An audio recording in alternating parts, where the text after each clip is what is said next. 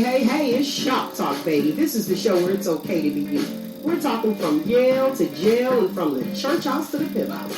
Nothing's excluded on Shop Talk. So if you don't have a phone, I suggest you borrow one. Call in and voice your opinion live every Saturday morning from 10 a.m. to 12 noon. Yeah, that's right, 10 a.m. to 12 noon. Don't forget to Shop Talk with your girl, because right here, we keeps it real.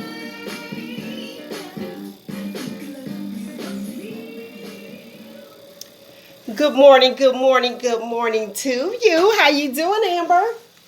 I'm doing well. How are you doing? I'm doing lovely.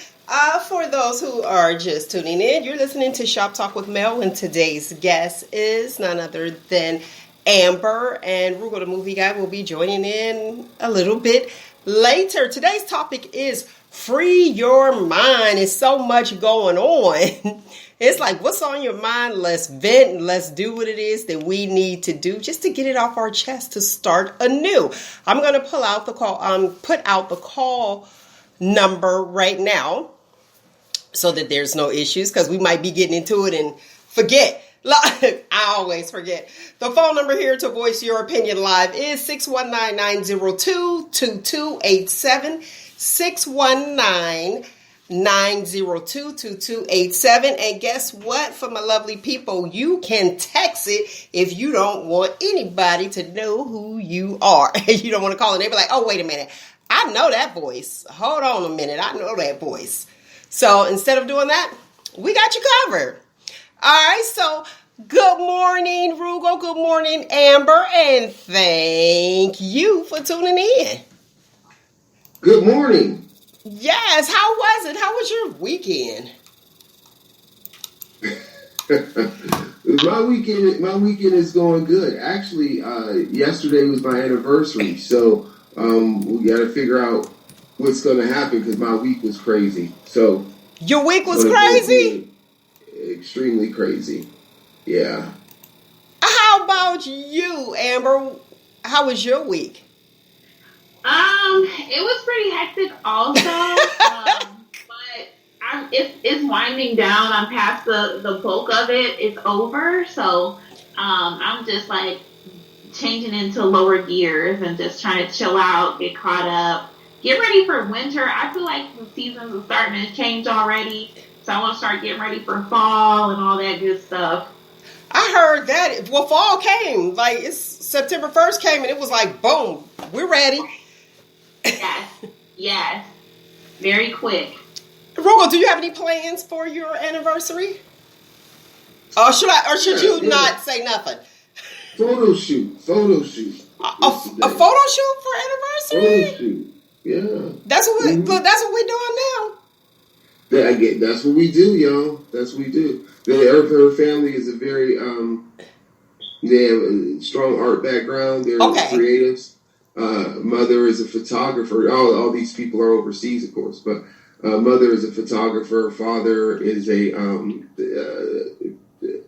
makes and designs clothing and that sort of thing. Siblings do the same as well. So photo shoot it is. Photo shoot it is. I have a lot of African garb I'll be wearing today. So we'll see how that works out. You said for the photo shoot. For the photo shoot, yeah. These ain't these are gonna be my coming to America, my Black Panther, the true Black Panther photos. Okay, the real deal.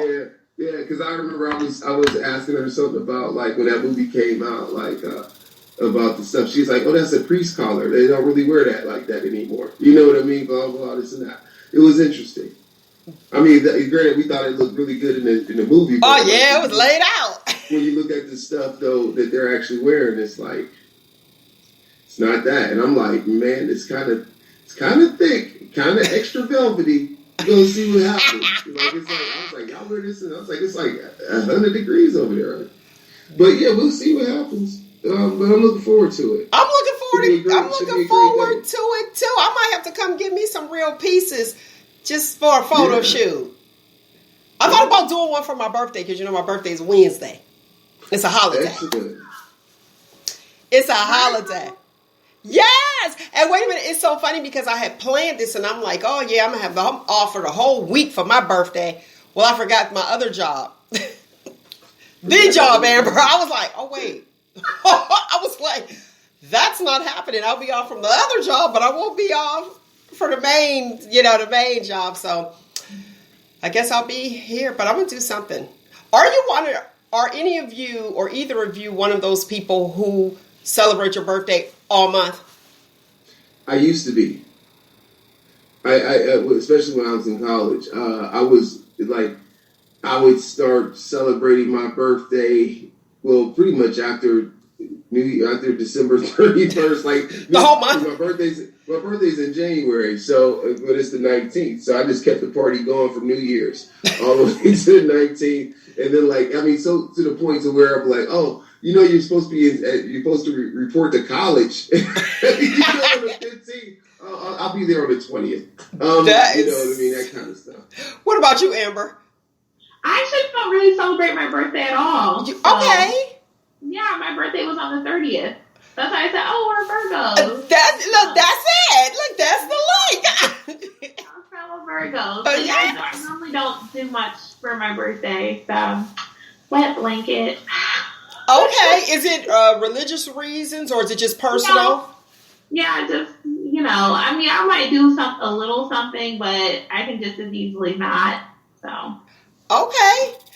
I remember doing, I didn't do the whole month, but if I had like something planned and it was a bus, I would plan something else.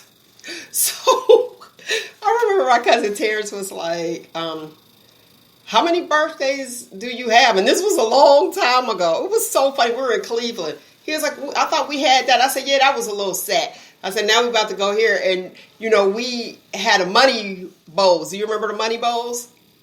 Now, that I would do. Now, I used to think it was kind of tacky until I went to Cleveland. Friday, Saturday. Then you go skating on Sunday or whatever, I wore my money bowl and cleaned up. Don't worry about a gift. I got my little money bowl. And you could just go out. So, I do know someone who goes out now. And, that's like a throwback type thing. If you want to just, wish here's some money. Today, 2019, she had a money bowl on in Walmart. And I said, I guess. And it worked still. Some people didn't know. They were like, well, what is the money bowl for? And then she explained it. It was like, oh, here you go. People were just giving dollars. I see it. Now, that's a good hustle instead of the cardboard box talking about, we'll work for food, That's a good hustle. Right. Hey, they don't know this year you can be your birthday 3, 4, 5 times, 6 times a year. Right. Or Denny's. Was it Denny's? It was one of those where you get a free breakfast or. Yeah. True. Yeah. Until they start carding you.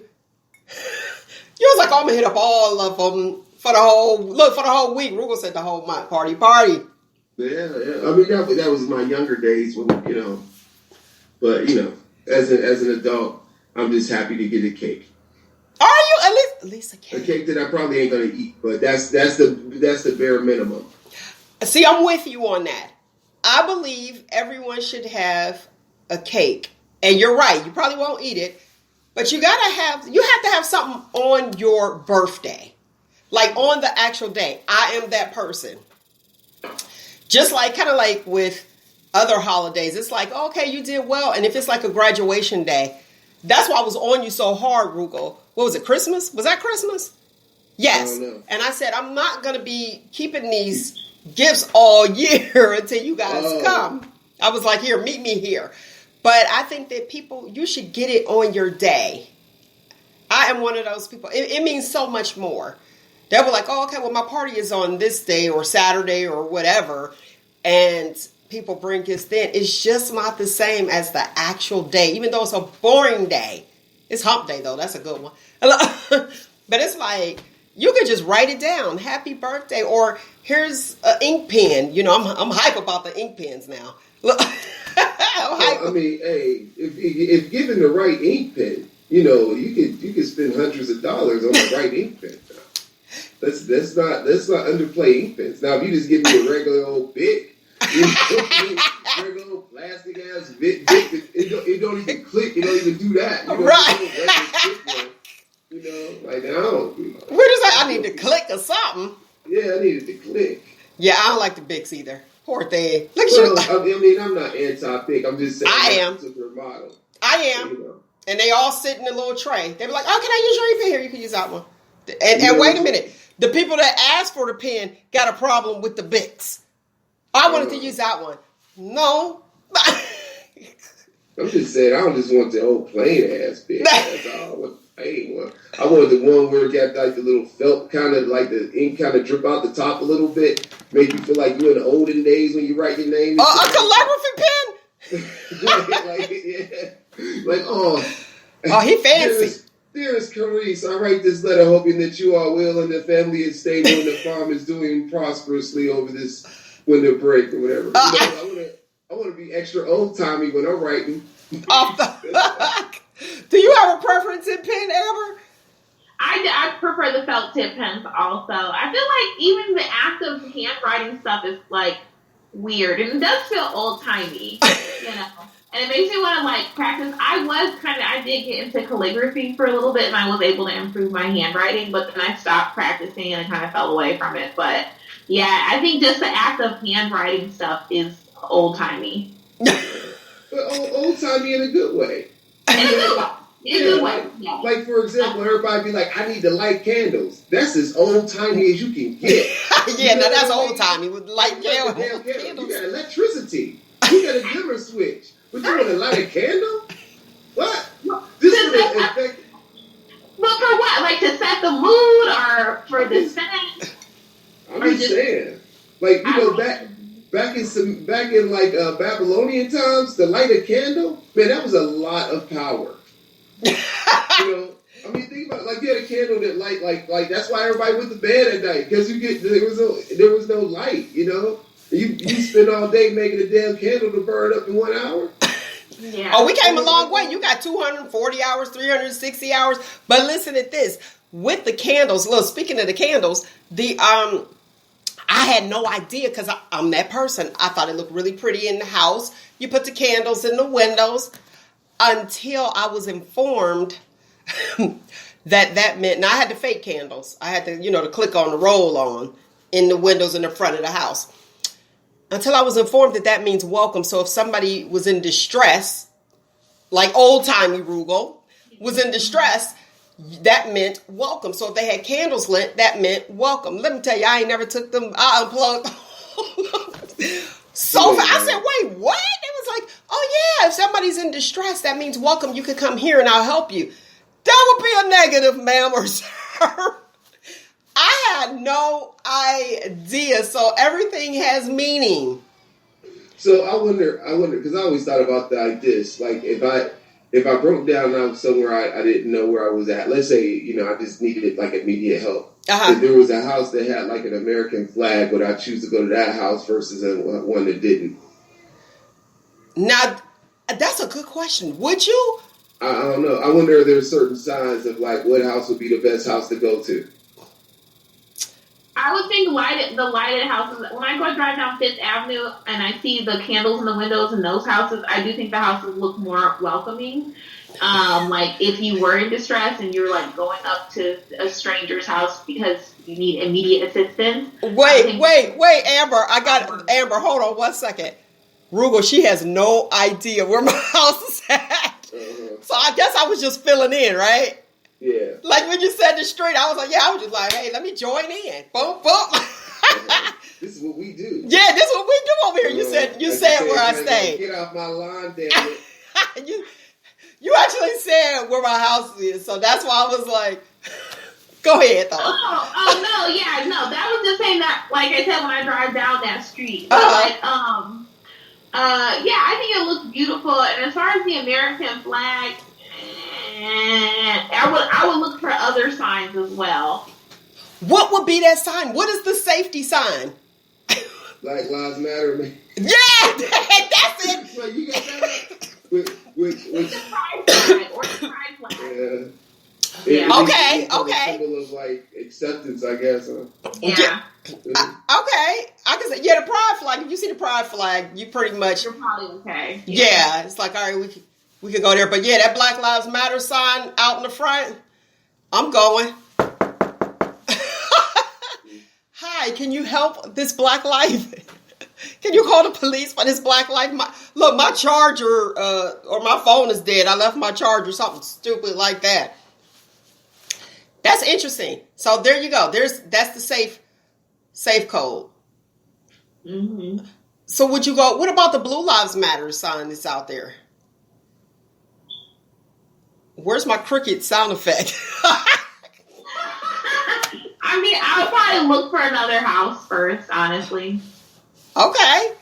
If you're out in the country and it's the only house, then you just gotta, do your best, I guess. But if it's in a populated area where there's multiple houses, that wouldn't be my first choice. But you might be safe if you're out in the country and you're black. They might call the police anyway. That's true. So you'll be like, oh, okay, the police will be coming shortly. What are they doing? Because if you're walking, you don't know, depending on your sex, male, female, they'll be feeling threatened, so. Right. Definitely. That's why it is important to my young listeners out there. Tell your parents where you're going and which route. Because before the cell phones, I used to call and be like, I'm on my way. If I'm not there at this time, come looking for me. This is the route that I'm taking. And I never had the where are you going? What are you doing? I just voluntarily told because at least I know if I'm on my last breath, I can hold on, take small breaths. Be like, they're coming to find me. You know what I mean? Instead of just totally giving up. Yeah, I mean, also that, but like if you're going on a date, like you do need to tell at least one person where you're going, what their name is. If you have a picture of them, send them their picture, just in case they try to kill you. Yes, it'll be a short case. Right. They can pin on them real quick and easy. But yeah, you definitely need to tell somebody. You gotta tell. And that goes regardless of your sex or sexual orientation. I think if you're going out with a stranger, let somebody know. Yep. Yeah, and tell them the address. As many details as possible. Where you're going, what their first and last name is, where they live at, their license plate number, the color of their car. Yeah, listen, I do that though. I do that. I do. I give them all the information that I've acquired at that point. Yeah. Especially like a first date. Yeah. Mm-hmm. All right. And I just asked for some money too. I'm like, just give me $50 to hold on to in case I gotta do something to the person. Right? You're like, I'm giving you all this information. I thought, I trust you. You trust me with that money. Right? Nah, that's interesting from a guy's perspective. Yeah, come on. 80 girl dating in the 90s? Come on, man. Hey.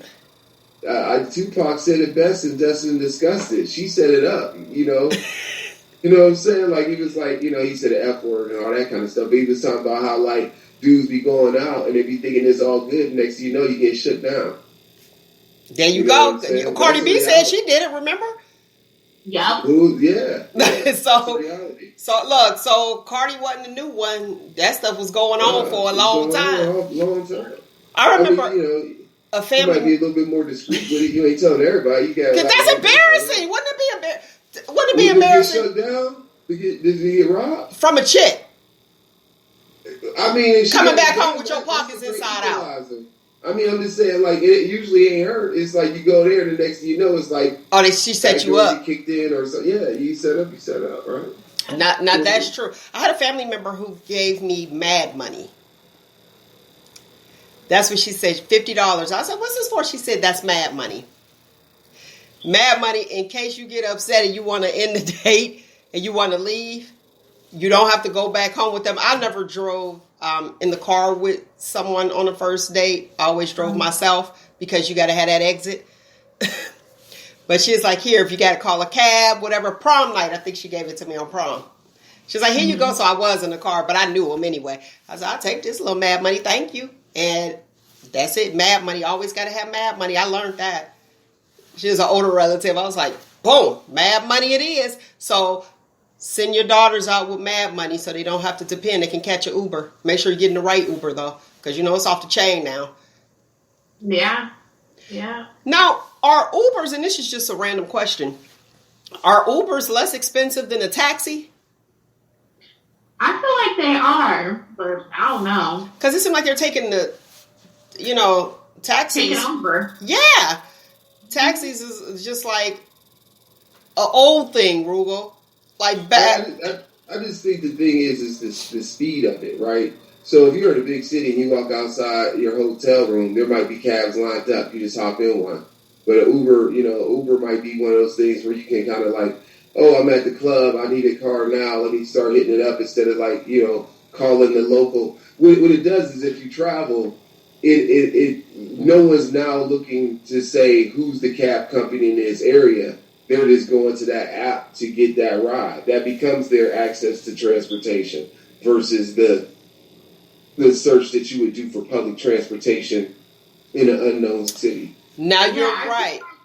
Taxi, it's like, okay, we'll be there in 20, 30 minutes. Where Uber 45, an hour and a half. Exactly, we'll be there in 5 minutes. Okay. Because there's so many of them. You know, and they're only going to take jobs that's in their area. Like I called for a tow, and I know this is a little bit different, but I called for a tow truck. And this tow truck had 90 minutes, said they would be there in 90 minutes, didn't come for 3.5 hours. And they weren't even there at that point. And I'm like, well, if you couldn't take the job, then why did you take it? Well, because they just trying to book the work. Yeah. So they have you on standby. They're locked up. Yeah, so you might have cab companies that have only a certain resource of cars, and then they have to, they're like, okay, we'll get there at that particular time because I got this other route right here. When that Uber person, they're fighting with another person. Well, not. They're fighting to book that trip, so they can be there first. Mm-hmm. Okay. Sorry. Now tell me, the Ubers, like with I would think that the taxi companies, even though they take longer, I think it's more safer versus like the Uber because it's an app and then don't they just disappear off the app? Like can't you just like disappear or is it? I've never taken a Uber alone. Well, I went one time, but let's say ride share. Okay. I think that's the technical term for it, isn't it? Ride share. Oh yeah, because you got Lyft, you got a lot of them. Yes, ride share. I think that's it. But I don't. I mean, I when I got into Uber, I never really had a fear of like, I mean, like, oh, I feel like I'm in, like it was less safe. I don't know. I just never felt that way. But I get in an Uber. I start talking to people like, yeah, what about this place we're in? Blah blah blah. This place, you know what I mean? Oh, so you're not afraid of scary movies, huh? I mean, yeah, I'm afraid of scary movies, but I mean, at the same time, we going out together. Nightmare on Elm Street was scary enough for me. I don't need to sit there and then somebody turn around. And I'm sitting there and be like, I can't. I'd be like, oh my gosh, you're a killer. Like this. Let's say you get into a fake cab, right? But at least they got a whole car. Yeah, but no, you don't got a whole car because usually cabs have a big ass, they have that glass up. You in the back seat. There's a glass up. That seems like a scarier situation to me. Yeah. Because you can't even get to fight to the person if they was trying to do something crazy. But do they lock you in? Can they lock you? Can they lock you in? Or see, I'm old school. I'm with the click. You got to pull up the little thing and lock. Yeah, I mean, any vehicle can be designed for you not to have access to the locks. Yeah, that's the child safety lock. So that's a feature on any vehicle. I've taken an Uber once. And it happened to be another black lady, and she had dreadlocks also. And we started talking about hair. I mean, it was very chill. I didn't feel safe either. I feel like it's equal. You taking a chance? Safeness, but I feel like taxi drivers are more likely to try and scam you because with the Lyft, your destination's already set. They're already paid before you get in the car. Like everything is, if you want to tip them on top of it, that's your business. But the money part is settled. Like it's already before you get in the car. Whereas taxi drivers, I feel like they're trying to run the meter up and the opportunity to get. Because I was in Pittsburgh, and I understand this for all that, but this is one particular time, and I was like, well, I'm like, not to say like why is it taking so long? You know, and the lady, she got offended. You know what I mean? I was like, yo, this seems like it's taking a long time to get there. Well, nah, honey, I ain't doing a. I'm like, listen, it just seems like it's taking a long time to get there. You know what I mean? Like, I could get like, and then the thing, Pittsburgh is such a weird. How you travel one place might not be how you travel back. You know what I mean? I don't know. There's a lot of one ways and all that other stuff. So there's probably somebody that would disagree with that, but that's been my Pittsburgh experience traveling. Oh, but she anyway, probably was. She probably was running the meter up. Yeah, exactly. But that's what I like about that, because if I just got in the car and I was like, "Is everything?" and someone else had paid for me. I said, "Is everything settled up?" And she was like, "Yeah, I mean, you know, it's before you even get in the car, everything is settled." So they're secure. To run up the meter. Plus, looking at it from the driver's perspective, man, there's been some of those videos that I've seen, and I don't know. I would imagine cab drivers. For the drivers. Yeah, I mean, I would imagine cab drivers probably go through the same stuff too. You know what I mean? But just some of the like harassment some people get. You know, like we're saying this being fair and decent people. Yeah. I mean? But it's like a whole lot of just like egocentric jerks, you know what I mean? That just don't care, you know, about, you know. Now, what about that young girl? Do you remember there was the girls in the Uber car and they took the guy's mask off? They that case just came up too, where the young girl, she coughed all on him, she snatched his mask, and then the other girl sprayed mace. They ended up catching her on something else, and she ended up getting incarcerated for whatever else the crime was, and one of the officers recognized her because the video went viral, the one that sprayed the mace. But the girl who snatched his mask off and coughed all on him, all because he asked them to put a mask on. Mm-hmm. You remember that one? Yeah. I heard about it. I didn't watch the video, but I did hear about it. It was awful. And I felt that her coughing on him, that should have been like attempted murder because she deliberately did it. Mm-hmm. You know, especially, you know, because we don't know with COVID. And I wonder if they're allowed to carry firearms if you're a driver. I don't know. Now I'm really nervous. No, I feel like it would be, the answer would be no. But if you're using your own vehicle, I would. And you have a concealed carry permit, maybe so. I don't know. And it's supposed to be locked in your trunk. The ammunition is supposed to be separate. To be locked in your trunk, no way. Even if you have a concealed carry, can you? Yeah, and they're supposed to be separate. Like the ammunition needs to be somewhere different than the actual weapon. Even if you have a concealed carry. Mm-hmm. Okay. Yeah. Because this is like, I'm like, what's the point? That might vary per state too. It might be different. Yeah, it is.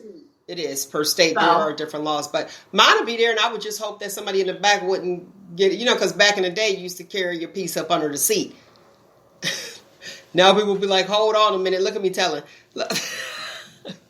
They be like, hold on a minute. Like, what is this? And I don't want to get my own weapon pulled on me. You remember that? How that used to be back in the day. A hot mess. And he used to be like, oh, I'm selling drugs. And I look, the addict didn't pull the gun on the dealer. How often has that happened? Right now. It happened right now. It's still happening? Talk about Roogle, like, it's still happening? All right, listen. I just looked up. It says Uber prohibits riders and their guests, as well as drivers and delivery partners, from carrying firearms of any kind while using the app. Okay, so that's good. Yeah. That's a good thing. That's a good thing. That's Uber, though. Now, do they offer? Do they have like ID? Because you figure you could get a sticker, you know, for whatever company. Because remember, the girl got in the wrong car and she thought it was her Uber driver. She just right, and she ended up getting killed. Yep, I remember that piece. I remember that. But like it almost they describe like your vehicle. They'll tell you that your driver's name. So like they're gonna be in, you know, a gray Corolla, you know, and they're pulling up in 2 minutes. Okay, so they give you that information and then you okay. Okay, and she got in the car and thought it was her Uber, and it wasn't. And he probably was like, "My lucky night, huh?" So what happened? I mean, he killed her. Yeah, he killed her. The young lady, she called an Uber, and she thought it was her Uber driver, and she got in the backseat of his car. And she jumped in the car and he shot her? Or he took her off. I think he sexually assaulted her and then he killed her. Mm-hmm. Oh. Right. Oh, okay. And she thought that was her Uber driver. Listen, I'm going to be so paranoid, and I'll be like, are the child safety locks on here? Hold on a minute. Like, let me leave this door open. Like, let me see, because I need to be able to have an exit plan. That's even when I go out, even to the clubs. As soon as I walk in, I'll be like, exit, exit, exit. I always look for the emergency exit. Restaurants everywhere. And I'm always facing a door. I need to see what's going on. I need an exit plan. And I don't know why that is, but I've always been that way. Exit plan. Do you have an exit plan? For like a fire in your house? Like if there's a fire, do you do or did you do that when your son was younger? Be like... Yeah, well, especially, we didn't really, when I lived in an apartment, so it was only one way out, you know? Uh-huh. And I was on the third floor too, so. Oh. Yeah. What about you, Amber? Do you have an exit? Growing up, we had a fire exit plan out of our house that we practiced a couple times. Just in our ability to do it because our bedrooms were on the second floor. So the plan was to go out the window onto our porch roof. And then we had the old school wrought iron posts, like with the scroll design, and then monkey down the scrolls to the ground. And that was our exit plan in the event of a fire. And we couldn't exit through the hallway or whatever. And then, for my current house, oddly enough, it would be pretty much the same thing because we're on the second floor with a porch roof, you know, and then go from there. But as far as like going out to nightclubs and stuff, no, I don't normally do that. I do like to if I'm conscious of it, but I usually don't think about that. But I did go out recently for the first time in Youngstown. I can tell you a story about that. How was it? It started out good, but then it ended badly. Oh. So, yeah. Oh, I hope it wasn't so too I probably bad. won't be going out in Youngstown again. Oh. Well, it used to rock. Like it used to rock. We would do the doggone thing. Look, sometimes you gotta be depending on where you go. But it's been like in the Youngstown area. It was where you went, because there's certain places that even out like in Cleveland, certain places that I'm like I'm not going, you know, and then certain places I do go, but I go at a certain time because I did all my fun stuff when I was younger in high school, 60s. I did all of that, so it was like and then I don't drink, so I would just be going just to socialize, so it would be early in the daytime or I'm gone. Listen, I will always leave, and this is when I was younger too. I will always leave 30 to 45 minutes before the party ends because that's when all the fights and everything will break out. And my thoughts were, people are upset because they got to go home. So I was like, let me go before they get upset because they got to go home. Because when it was time to close, that it was on and popping. It was like, I'm going to go home. But I would always look. I would always look to see what was my exit plan. Even younger, like we had talent shows. We had variety shows, but we would have the talent shows. I always looked. And whoever I was driving with, because I would be driving, and I'd be like, listen, if something goes down, meet at the car. So you get out your way. You know, get out how you get out. But let's meet at the car. And this one time, it ended up being a shootout. And they were behind my car. So... which was crazy. Because they were behind my car shooting my little Chevette. Roogle, you remember my Chevette? Mm-hmm. My Chevette. Everybody who's anybody had a Chevette. Right, that was it. They used to call mine the Great Cloud of Depression because I never watched it. And it was great. But they were shooting behind my vehicle. And it was the first time that my little cousin, her mom's a pastor. She's a PK. She was able to go out. It was her school party. I didn't want to go. I'm going to be honest. I didn't want to go. But she was like, the only way she can go, I just want to go skating. That's what I like to do, skate. She could go if you take her. I said, okay, I'll take her. Went over there. It was a whole shootout. And how do you say, oh, my aunt is the pastor? Like, I got to find her daughter. Because listen, I'm gone. And I ended up going like down the back stairs of this place. I didn't know they had like a whole extra party down there. It was I went the back way downstairs, and it was a whole bunch of white guys drinking beer. It was like another bar. It was a bar beneath this hall. Ran up the street, and they were shooting this guy. I just walked past them. I guess they were looking for him. They were shooting at him. I ran in the house. It made the news. And when I ran in the house, stranger's house, everybody sitting on the floor. When I ran through their front door, the guy said, hit the deck. And then that's when I realized I was in danger's way, all the way around. Because I'm like, I'm in somebody else's house. Like, sitting on the kitchen floor. And then after they stopped shooting, I left out. They were like, are you okay? They were really nice. They were like, are you okay? I said, yeah. And then they ended up saying on the news, it was like, yeah, people were running in neighbor's house. The front door was open. Keep them doors shut. Yeah, that's what happened when I went out a couple weeks ago.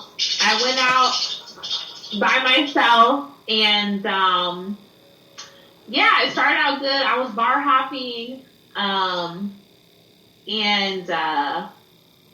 started out buying myself drinks, and then guys started buying me drinks, and I was wearing like 5-inch stilettos. And which girls don't dress like that around here, and so that should have been my first indication. And so by the time I got I linked up with some girls I just met. We were having a good time. By the time we got to the fourth bar, we were like on the south side, and in there I had to pay a cover charge, which I didn't like, but whatever. I paid my cover charge. I went in. 5 minutes in, they started shooting, and so everybody got down. And I got down, and then maybe like 2 seconds later, everybody starts rushing towards the exit, and I get knocked over and trampled, right? And then, after I get my bearings, I start heading outside too, and then they start shooting outside, so that everybody that was like right near the exit that just ran out started running back in to the building for cover. So I got trampled a second time. And and then these Hispanic girls, I had they were bad. They were so cute. They were buckles all the way down my leg, you know what I'm saying, the shoes. So I was trying to unbuckle these shoes, plus I was drunk, and so I was taking forever to unbuckle my shoes, so these girls helped me unbuckle my shoes. They were like, run, so then I had to go run, cross the street, all through the parking lot barefoot. Wow. You said... And my ankle was hurting for like 3 days after that. I was so mad. I was mad. What'd you say? You just say you were mad? I was mad. I was very upset. Like, I'd have put these shoes on. God, look, forget the fact that they shoot. They shot and made you get trampled on and messed up your stilettos. Right. I mean, it was ridiculous. It was really ridiculous. I'm still mad about that, because it's like you can't go out and have a good time and just, mind your own business. So, right. Right. It's like, where do you go? Now, speaking of cover charges, how do you feel about festivals charging you to pay? Like you have a cover charge to enter. Yeah. I call it a cover charge too, to enter a family event. Like, okay, you have to pay. You have to spend your money to spend your money. Well, I think it goes down. I mean, it's because there's a lot of, expenses to organizing a festival and paying the performers and rental equipment. You have to pay the city for permits. You might have to pay for law enforcement to be present at your festival. There's just a lot of expenses. So, and if you don't have the funding in advance, or if whatever the performer isn't bringing in enough money to cover that, you got to charge people. I think that's foul. You want me to tell you why? I didn't ask you to have the event. I'm like, why do I have to pay? Just not go. Are you thinking of like Fire Fest and that? I'm just like different, like the cultural fest. Like you got your Italian fest, basic family things. Let me go to the comments. Monica says, "Stay off the south side, sweetheart. You're not from the area." So she giving you a heads up. Well, like I said, I was bar hopping. The reason why I went out, so first, I'm I've been in Youngstown for 3 years. Okay. And this was the first time I've ever been out. So it's not like I go out every weekend or even once a month. It was just a fluke. And what happened was, I didn't have my kid for a week. He was with my sister, and I had her kids for a week prior to that. So I was childless for a week, and I had 4. Okay. 4 dates set up. And they either canceled, rescheduled, a no-show, or stood me up. That's so what? By the time the weekend came, yes, ma'am. So by the time the weekend came, I said, you know what, forget this noise. I'll go out by myself. I'm going to go get cute, put on a cute outfit, and I'm going to go out by myself.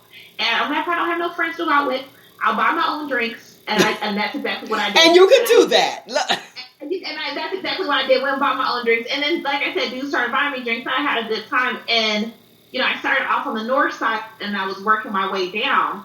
But yeah, that's what happened. First time I've been out in Youngstown. Very first time I got trampled. So. Oh man, I'm sorry you had that experience. Well, you know what? It's cool because it won't happen again. You learn fast. You learn fast. Now, how? Okay, what was the canceled date? Because I want to know what was said. How do you cancel? Just like, okay, hey, something came up. I'll have to reschedule. Another dude, I literally got stood up. Yeah, at the restaurant we were supposed to meet at. And then the other dude was like, oh, let's get together. Let's meet in person tomorrow. I said, okay, cool. Next day I'm like, hey, did you want to still meet? Nothing. Crickets. So, I mean, yeah. So I was like, okay, well, I want to go out. Shoot. I'm trying to enjoy my childless time. Hey, though, I asked that question and I'm thinking about it. Those seem like it must have been something extra with that, so you didn't need to be on those dates anyway. It was just like cancel meeting in person.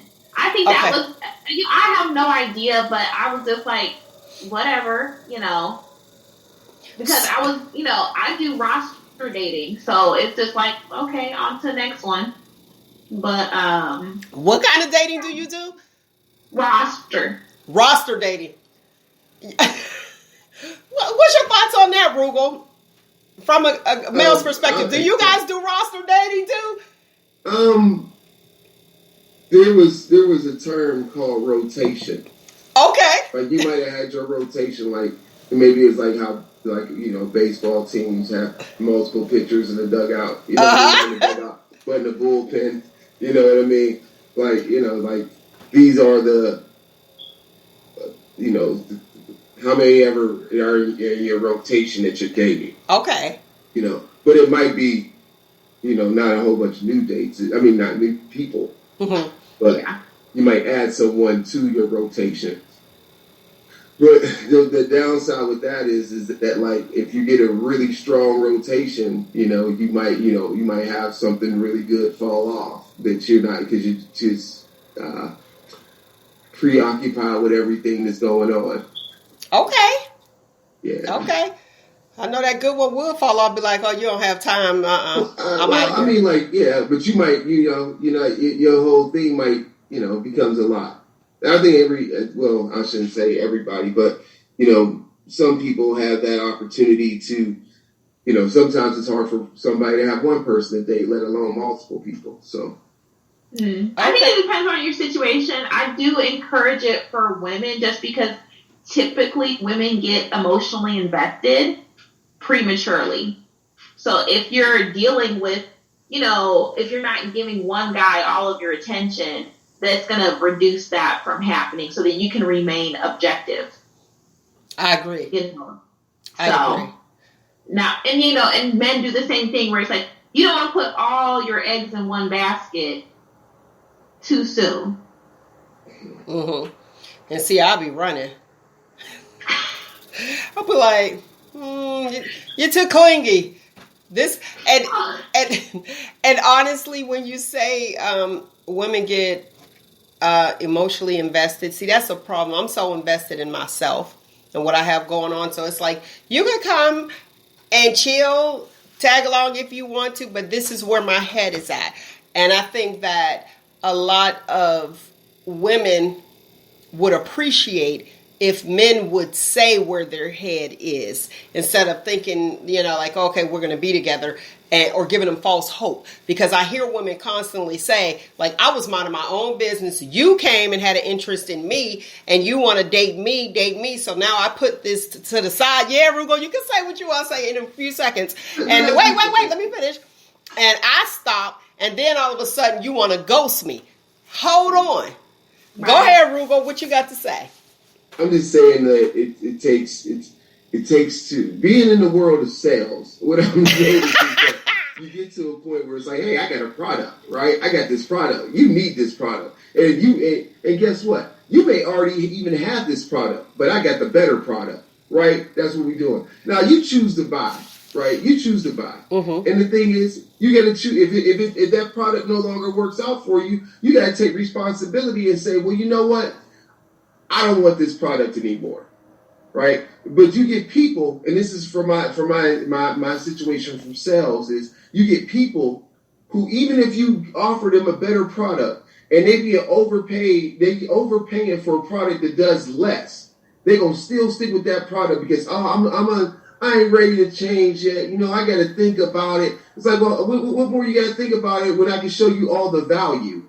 I can show you all the value with this new thing, but you're going to be caught up in this old thing that you got here. You're going to hang with it because you're too scared to take it, to step out of the thing that don't work for you. I love that analogy. That was somebody else's fault because they spat game at you and you couldn't realize what you was doing, even if they were offering a worse product than the product that you got, just because you thought you needed change.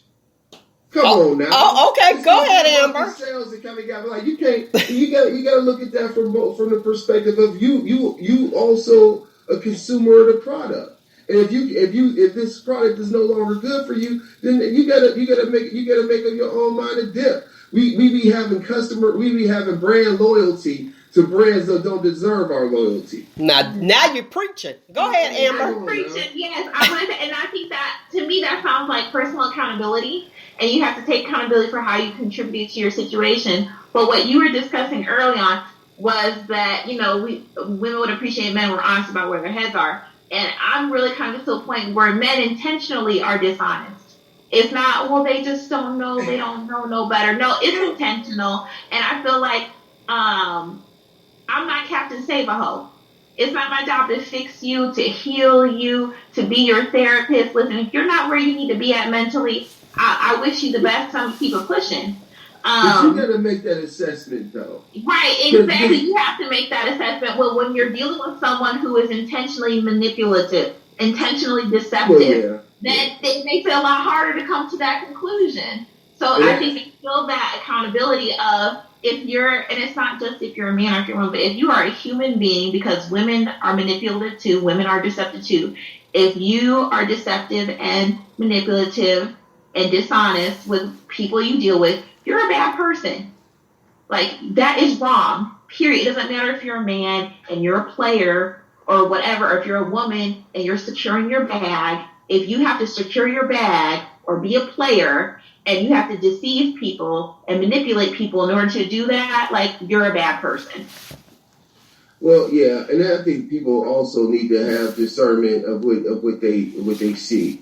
You can have somebody tell you something, but the proof is in how far you want to dig to see what's actually out there. Out there in that person or in that particular individual.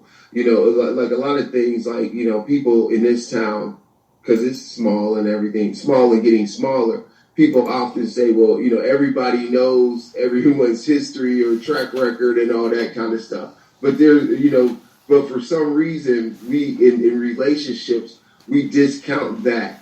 But if it was any other profession, especially athletics, we would be like, well, you threw like 10 interceptions. You know what I'm saying? Like, you threw 16 interceptions last year. It'd be like, well, they'd be like, well, they ain't really who I am. Well, but you averaged 12 over the last 4 seasons. You throw interceptions. And maybe that's sort of vague or whatever in that approach.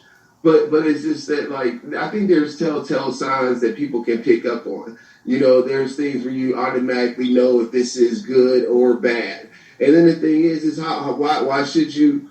And I think it goes back to the question of what people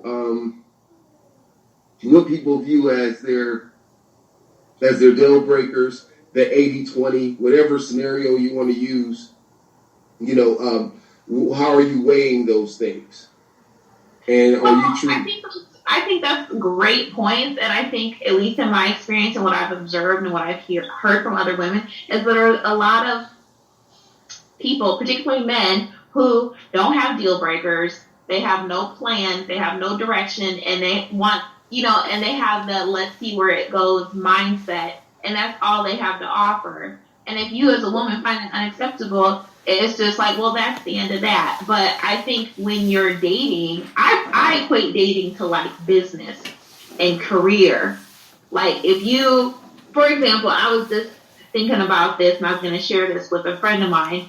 Like if you took marriage and relationship advice the same way you take financial advice, like you'd be better off. You're not going to take financial advice from someone who's not wealthy, who doesn't know how to manage their money, who isn't where you want to be at, right? So why are you taking relationship and marriage advice for someone who's not where you want to end up?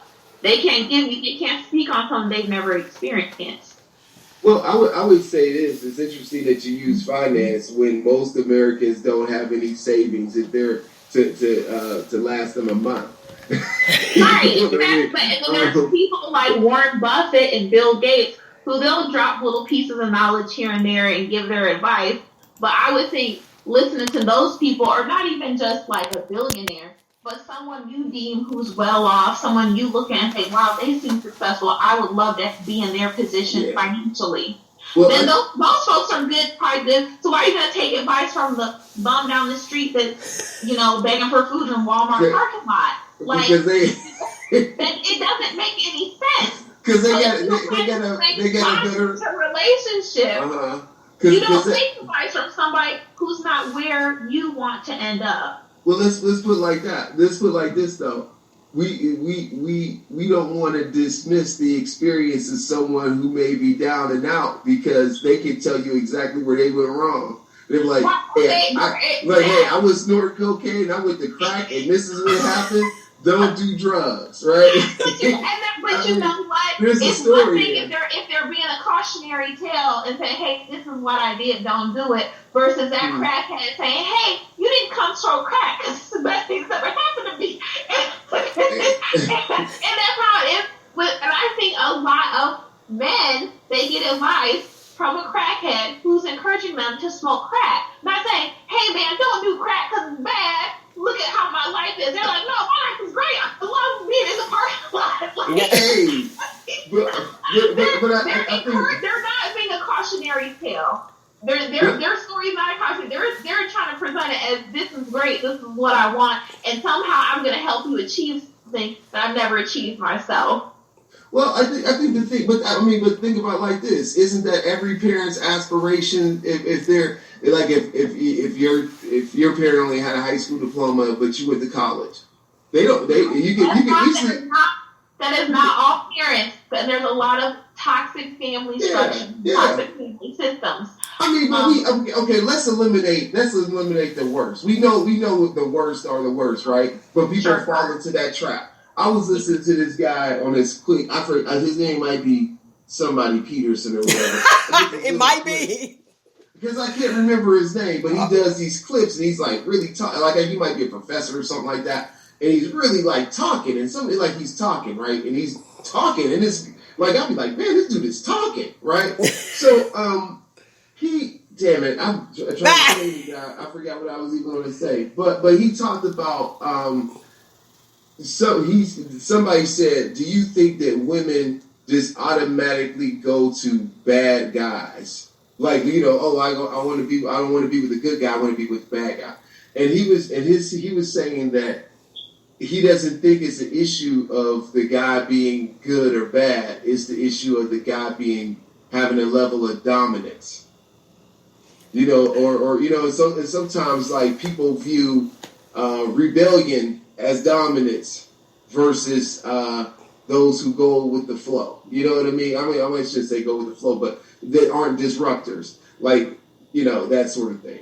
And so like, and he was trying to say it might even be a psychological condition of evolution because of the fearless guy is going to run and tackle the deer, or whatever it was, the scenario he gave. But it was kind of I think that was kind of interesting. I'm interested to find out who it is. So when it comes to mine, send me the link so I can listen to it. I believe some of that. I believe that when they say daddy's girls, mama's boys, people tend to date how they're like, if it's a daughter, how her father was, and if that's what you're looking for. And with the little girls, little boys date people similar to their mom. Now, on the other hand, you do have that person that in school, so it is some psychological issues, I believe. So you have that person in school that was unpopular. Okay, I'm using my air quotes. Unpopular for the listening audience. And they finally get with the popular guy. But the popular guy has nothing to offer as an adult. And the popular guy, he might have been that rah-rah guy, and he's still having that rah-rah attitude. So the dominance I can see, it's like, oh, okay, I'm finally in there. Now, I do want to go back to you when you were, Amber, when you were talking about the dates and they canceled. And Roogle was saying, he gave his analogy of the salesperson, which is good.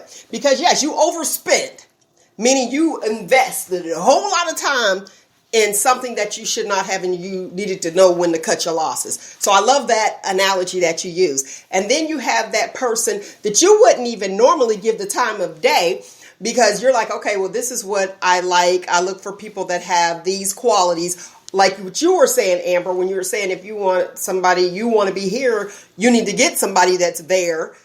And then you guys can go ahead and do things. You can get to where you can achieve your ultimate goal. Put it that way. If you don't want to be rich. Seeking advice and guidance. Like if you're seeking relationship advice, like you should just seek it from someone who's already where you are currently at. Right. As far as dating, those guys I had just met, and we just talked a little bit. It's like, okay, well, let's meet in person. I'm not one of those people who want to wait. Right. To meet in person. But here's my thing. Here's my thing with that. What I wanted to talk about with that is, there's somebody that you give a chance to. That's what I was going with him in his analogy. And you put your sales pitch and you're like, you know what, this is different from what I would normally talk to. But okay, I'm going to give you a shot. And then you give the person the shot. If for some unknown reason, those guys, I ain't going to say all, but most, I done gave you a shot. And now all of a sudden you trying to treat me like this one over here, the high price stuff. And it's like, wait a minute, I invested the time in here, so we got time invested. I done gave you a shot. I would have never gave you a shot, but I give you a shot now. What, you all that? Or you come off confident and you know my history, so you know where I'm at, and you're like, oh, okay, and then I give you a shot, and then you want to come and try to treat me like I'm nothing. Absolutely not. Or like you cold. I dated an ugly dude that I normally wouldn't even date. I ain't even gonna lie. All of a sudden, he thought that he was cold. I see him. I was like, and it's like shall I remind you? It's psychological, because basically, it's different for men and women. But basically, that ugly dude is getting confidence from being able to stand next to you. And then on top of it, if you sit here giving him pointers, how to dress better, just uplifting him, you're literally uplifting him. So now he's going to start acting brand new. And that's good, but you ain't about to talk to me, honey. I'm Beauty, you the Beast. I'm about to go. Look, tell him that. Look, tell that. Tell that story. The thing is that, like, I think the thing is that we have people that sometimes are like, okay, how that person may have been in that shell because of how they looked. It doesn't mean that their personality was a good personality to begin with. They could have been, They could have been that monster could have been lurking inside of them the whole time. All that hate, all that regret, all that anger, all that disappointment, everything that led them to feel like they were maybe less than or whatever. Now they're kind of like, I'm showing out now. I'm rough and tough and all that stuff. You know what I mean? When it was like when it's like, oh, this is a new persona that you built, but we know what you really are. I see you. Yeah. Yeah. Right. And I think there's this trope in our society where it's like, oh, if they're, let's say, fat or if they're ugly, they have a good personality. You don't know that, because let them get attractive, let them get confident. You don't know what their real personality is. They're compensating, as we all do. And some people feel like they need to have greater compensation than others, but whoever they are as a person, their root center, that's who they are, and it's only a matter of time before it comes out.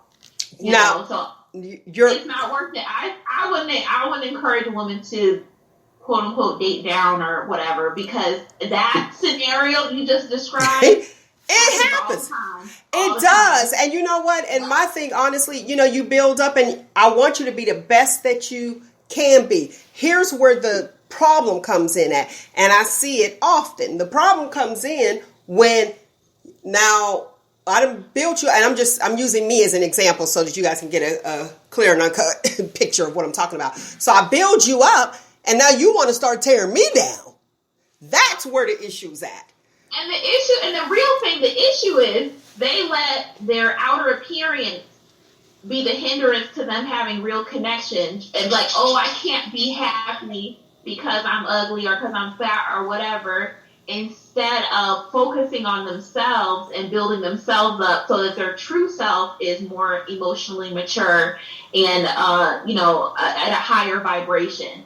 Right? But when you project, like, well, nobody wants me because I'm fat. I will drop you off. I'm ugly. You're projecting and you're deflecting.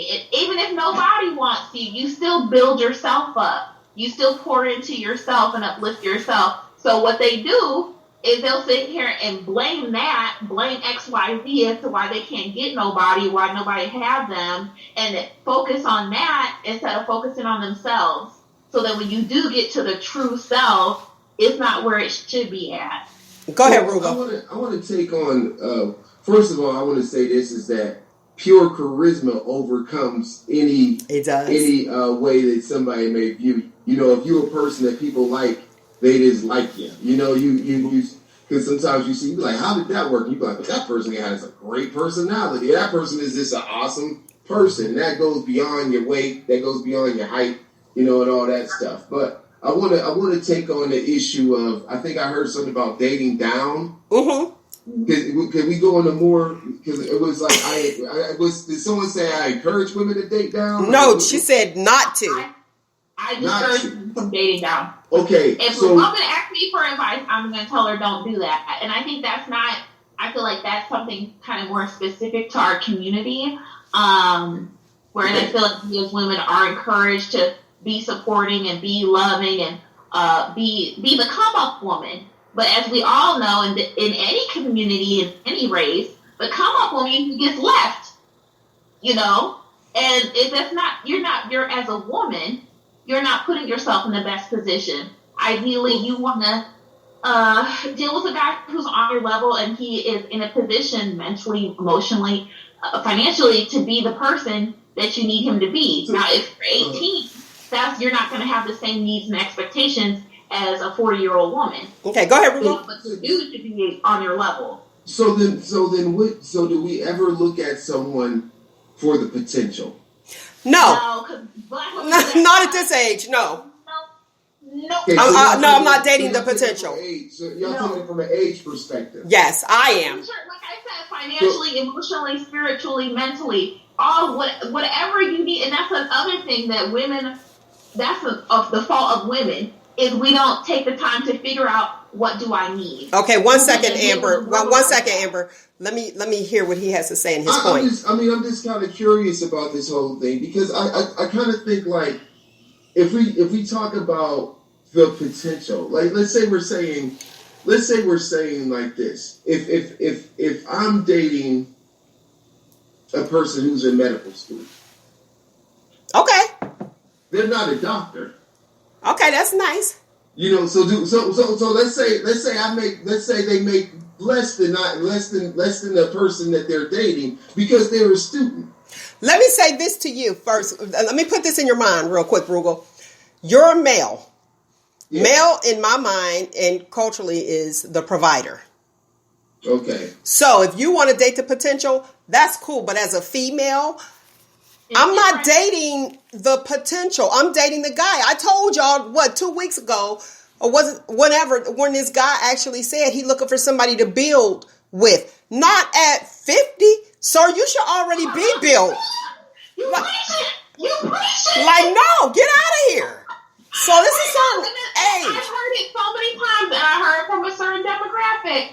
And I guess it's okay to say, but because I had to develop an appropriate response. At 20, I hear it so much. At 20, it's okay to say. At 20 years old, it's okay to say. I want someone to build with too. What have you built so far? Right. You pushing 40. What do you have built so far? Because I'll tell you what I have built so far. I can tell you what I've acquired and I've achieved so far in my life. What have you achieved so far? And then let's talk about what we can build together. And let me tell you, every time I've asked that, 9 times out of 10, it's cricket. Crickets. Have no response. Go ahead, Roogle. Roogle got one. I just kind of think when we talk about that potential, I think the thing is really examining what that person is like. Like if it's a line of bullshit, if it's like, hey, I want to do this one day, but you, like, for example, you said, well, what have you done to get there, right? If you tell me that you want to be a filmmaker, but you don't own a camera, there could be a problem with that, right? You know, I mean, there could be a problem with that, you know. But I think though the potential that I'm talking about is not like, because I think like sometimes, and this has been a conversation that I've heard. I don't know. I'm trying to think if I ever actually been privy to it, like been involved in it. But I heard about it. About you might have a successful black woman, and she may date someone who has a profession that is not so glamorous. But that's okay too. But that's okay. But when we talk about potential and growth and building, it may not be okay. Yeah, I think that's my opinion. It's not okay. And I used to use the term glamorous, but I'm talking numbers. See, you talking numbers, but glamour. See, I'm looking at. Okay, let's say the dude who. I said glamour. You said glamour, yeah. So not as. It don't have to be glamour, but I'm talking about the dollar bills. That's she talk. Yeah, you said glamour. Yeah, you over there. Look at you. I said the word glamour. You did. Look at that husband. Look at you. We're running back. We're going. Yeah. Dommy. Yeah, you got him over there saying glamour. That's why I was like, okay. And my mom was a gas station attendant, which is totally fine because he might own that gas station. You know what I mean? So that's why I was okay with that. I was like, that's all right.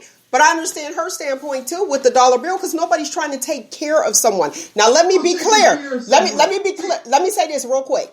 If you are married, it's different. This is for the singles. So go ahead, Roogle. Yeah. Well, first of all, if you're single, you shouldn't be taking care of anybody because by the definition, you're single.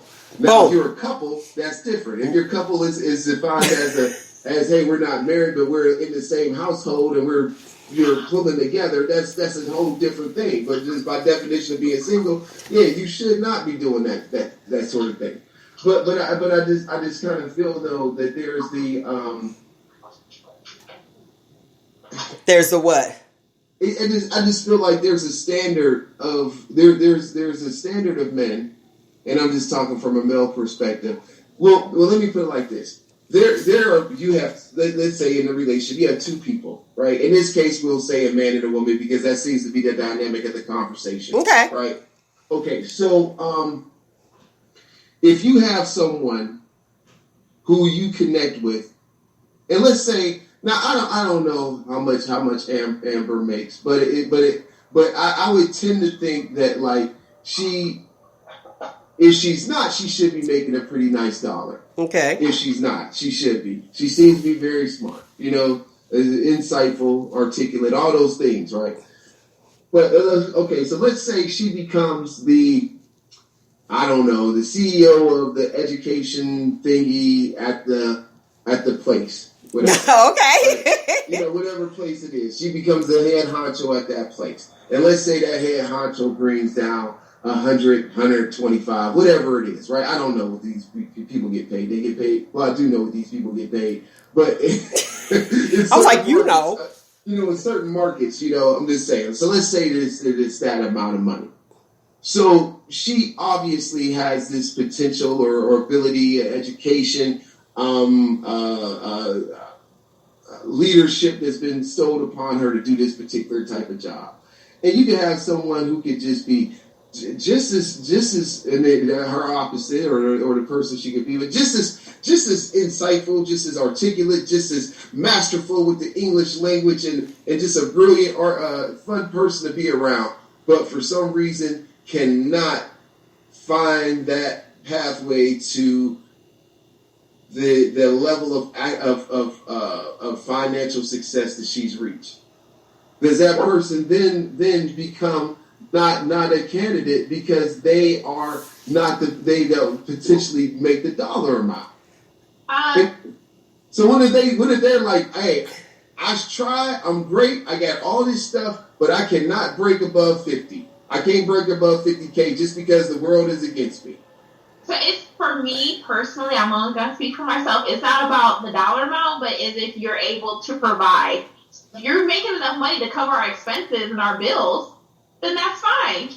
But if you're not making enough money to do that, then I'm not sure you're an adult, because even if you're single, you need to make enough money to take care of yourself. And if you're out here making babies, you need to make enough money to take care of your babies. No, you're throwing in the whole baby. A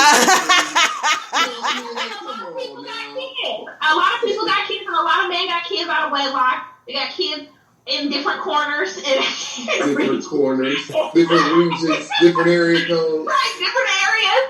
So if you're a man, and I'm not saying like to be a provider of a man, but to me, just as an adult, if you're functioning as an adult, you should be able to feed yourself, clothe yourself, keep a roof over your head, and provide for your offspring. So if you're able to do that with whatever your income is, that's fine. So if a man is in a situation where he's a single parent, he has a job, he's making minimum wage or a little bit above that, he has income from the state, subsidized housing, does that make him and he's doing all those things you're talking about. The roof is sustained, children are being taken care of, they're neat and clean, there's no abuse and neglect issues. Subsidized housing? Huh? Yeah, he gets subsidized housing. Oh, that means he's not. He capped. He's capped. Exactly. And so this is what I tell people when they have that point. It's like, okay, you're doing good on your own, but if we're gonna come together in union, right? And then you got my kid, and then a lot of these still want more kids, so you want me and you to have a kid together. Okay, that's 3 extra mouths right there. So you're at the peak. You don't have no wiggle room. You don't have room for nobody else to come and add to the picture, and for us to build a family, a blended family together. So if he's doing it, but he don't have no room to go beyond that, not comfortably. Right, which means that whoever, I know me personally, which means that I'm going to be unhappy because now we have to plan trips. And not just plan it for the date, plan it because we're not financially able to do so because you don't have any extra funding. Now, I want to put this out here when you brought up the children. You can have other children. Sorry for the siren because we're going over there. You can have other children, and you can make a certain dollar amount, but don't bring the drama too. I'm not doing that. And I'm not taking care of your children. You need to be able to take care of your own children. There you go. And I'm an extra, almost like that whole Whitney and Bobby Brown thing. They're in the same industry, but we know where she was at versus him. And everything wasn't copacetic with her, but they blamed him. As far as like the drug issue, they put that on him. But he had all those children in all those places. And she did have baby mama drama. Right. Like, and I think that's a whole other thing. Like, I'm not dealing with that. Growing in independence, it's like you not bringing that much money to the table. You now out earning me, and then on top of that, you're bringing stress and anxiety and conflict with your baby mamas to my doorstep. It's costing me more. To be by myself. Yeah, it costs you more. So then when you look at the bigger picture, and it's like, and like I said, you know, if it's not a glamorous, as you said, Roogle, the word glamorous. If it's not, We're saying the word we gonna run it back. We'll run it back, but we live, so I can't run it back right now because we're live. But if you don't make the same amount, that's okay. But if your money that you have, and then you're not even saving me money. So I can see if you be like, oh, I can fix this and I can do that. If you're not saving me money, I see me doing the same thing and adding on extra stress or more money going out when me taking care of myself, I was good. And now you got all this extra stuff, car notes and all this other extra stuff going on. Plus you have your children and it's like, okay. And then next thing you know, you're going to come like, oh, I wanted to go here, but I don't have enough. No, you're costing me more. See, my thing is keeping me stagnant. Well, I want to exceed, but I don't want to decrease. I'm not trying to be in the negative. And that's I would what. also like to point out that a lot of times when guys have baby mama drama, it's usually an indication of their emotional and relationship maintenance or sustenance abilities. Like if you got 3 baby mamas and you're in conflict with all 3 of them, the man is the common denominator. So to me, as a potential woman coming into the situation, it's like, okay, this man don't even know how to manage relationships, or this man can't keep a relationship copacetic. You know what I'm saying? So the whole kid thing, and yeah, a lot of men got kids, so it is valid. So yeah, we're single, but the idea of being well over the age of 30 with no children is not realistic for the dating market. And it's like, okay, now you got kids, and on top of you got kids, you're not even in healthy co-parenting situations. Yeah, you're out. Yeah, you're out. It's too much. Yeah, you're out. Now, if you do have a child, one thing that I do notice, and then we're going to move on to the next topic. One thing that I have noticed is where someone may have a child or children, and you have these women that want the relationship so bad that they're pretending to be stepmom. I'm not pretending at all. And I do get attached to children. It's like, oh, we can still be good even if that relationship don't work. It's okay, but we're still cool. You know what I mean? But we as women have to stop pretending or playing wife when that's not your husband. And just like even with the whole, the SAG game, like females are allowing them to do whatever. And it's like role reversal. Before, the men were chasing the women, and it was like, okay, this is what I had to do, and they would dress up. I also remember where a guy, he said that some girl cost him too much money because he had to keep dressing up. He had to go shopping. That's what he said. He had to go shopping just to maintain her, not shopping for her, to keep up with her, for him to dress nice, something that they should have been doing before. However, he was out of his league. But I thought that was really nice, and it was a compliment. Versus, now you got the women looking for husbands, but they're accepting anything. No, stop accepting and just be like, I can be by myself. This is what I have by myself. Yeah, okay, you want to be in my life, but you're not adding to it. And I think even, on the other side for men too, it's like when you look for something, what does this female add to your life? You got to look at what's being added, not take away. Because when stuff start being taken away, that's not the one for you, because somebody's going to be stressed. And I feel like men do not look at a woman's character, morals, or values, or what she adds to his life, because they tend to be sex focused. Interesting. Now let's go. And they get caught up and they get played by this succubus, and then all of a sudden they're a victim. It's like, no, you prioritize what you prioritize. You got exactly what you wanted, but you got all this extra stuff you wasn't anticipating, and now all women are bad and you're a victim. Okay, let's talk to a male. Roogle. Speak to that. Yes, speak to that. It depends on the age. I know that too. I mean, some of that is just like I just kind of think that the reason relationships are viewed as bad because people pick the wrong people to be with. Boom. There you go. All right. Go ahead. That's just it. But the thing that kind of bothers me about the conversation a little bit is like how we choose that particular person. It reminds me of when I was having a conversation with one of my football teammates and stuff. And I remember he said, I was in college at the time, and he said he didn't want to date a woman that made more money than him, but he was in school to become an art teacher. Well, then I appreciate his honesty. Yeah, but that knocks him out the league. No. That knocks him. He would get with a woman that makes more, and it would be a bad relationship. Well, I get what you're saying, but what I said to him, and I don't know, I haven't talked to him in probably whatever years it has been since I last seen him. But the point was that when you think about the income of someone starting off like that, in that particular profession, and we're talking about back in the day, then you can't date a whole lot of women. You know what I mean? Like I was like, let's just put aside the fact that you just said no movie stars, no singers, no professional, singers. What I'm talking about? No models, no doctors, no scientists, no.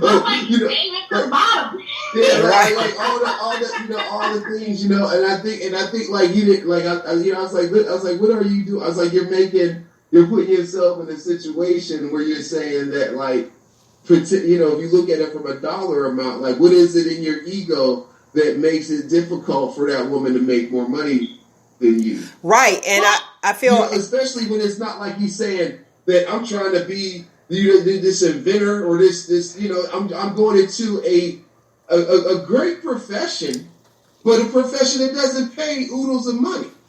There's a potential of growth in income as you go up the line, do this, become that, that kind of thing.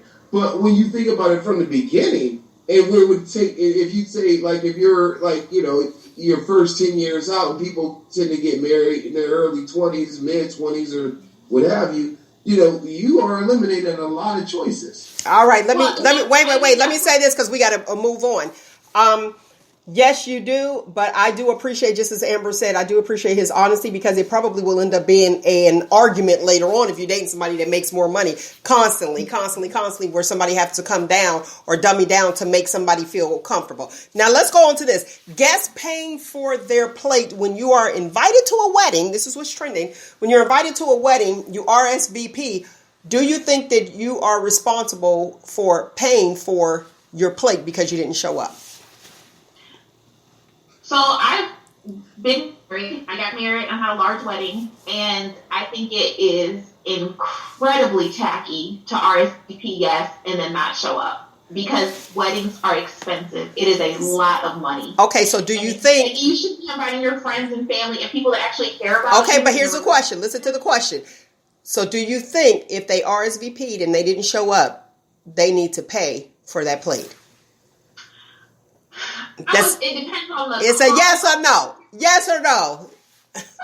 I'll let you think. I'll let you think about it. Go ahead, Roogle. I would say it depends, but I'm gonna say no. Okay. Okay, go ahead, Roogle. I'm gonna also say no, just because.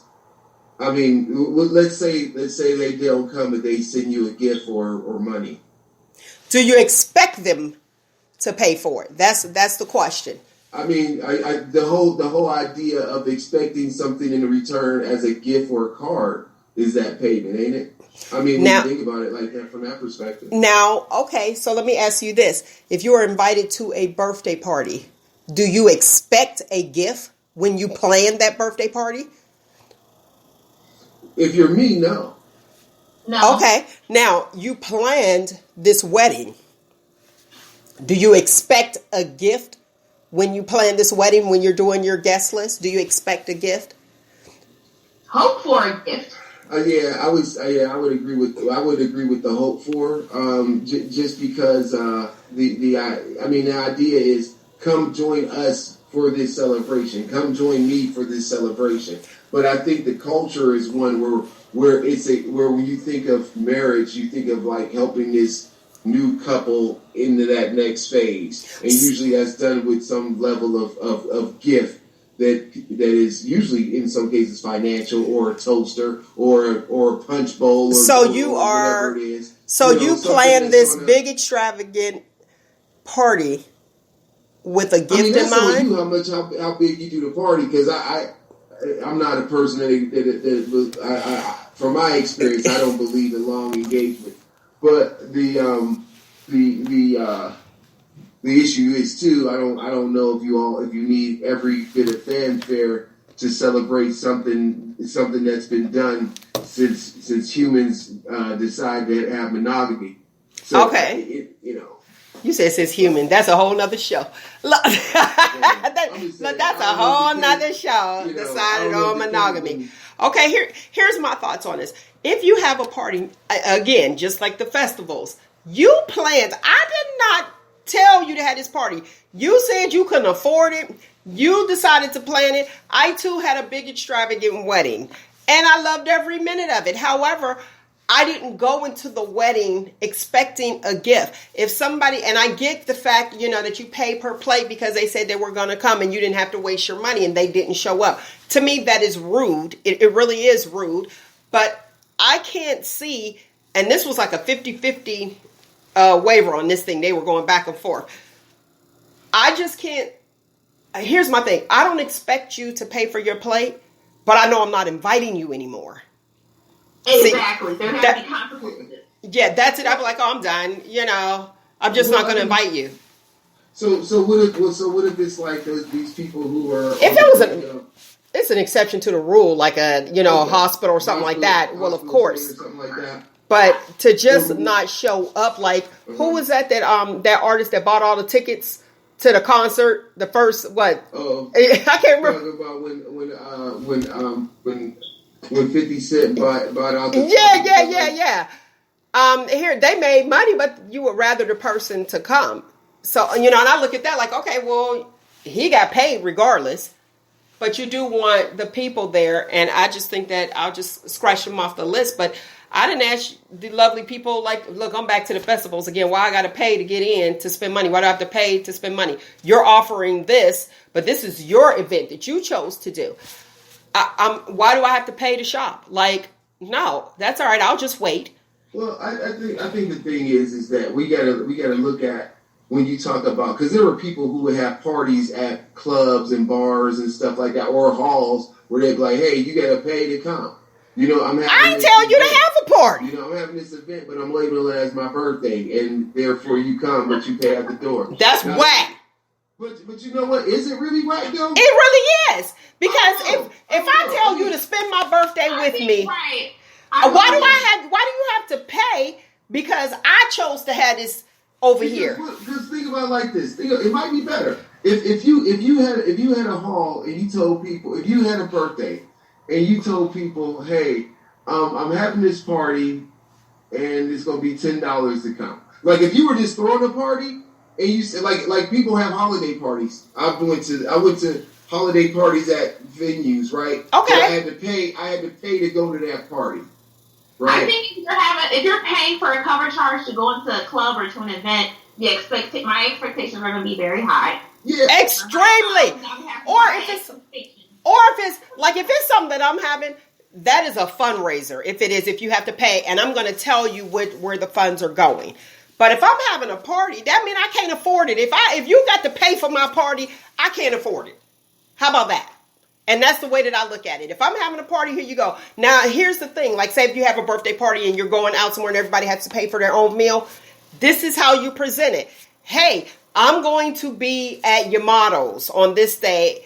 If you would like to join, this is where I'll be. You know what I mean? So pay your own. You got to pay for your plate. But if it's my birthday and I'm like, hey, come. And that means that it's paid for. You came to my birthday party, right, Roogle? Yeah. It was paid for. But you have people who will have a party, want you to pay the cover charge, and want a gift. Well, I'm just saying like this. I'm like, your gift at the door. The other thing when you have festivals and stuff like that charge, because when we were growing up in Youngstown, we might have been a little bit spoiled because every festival except for like the Canfield Fair, you could just walk in, but as you used to be able to do it at the African. More bad actors as people wanted to make a barrier towards you.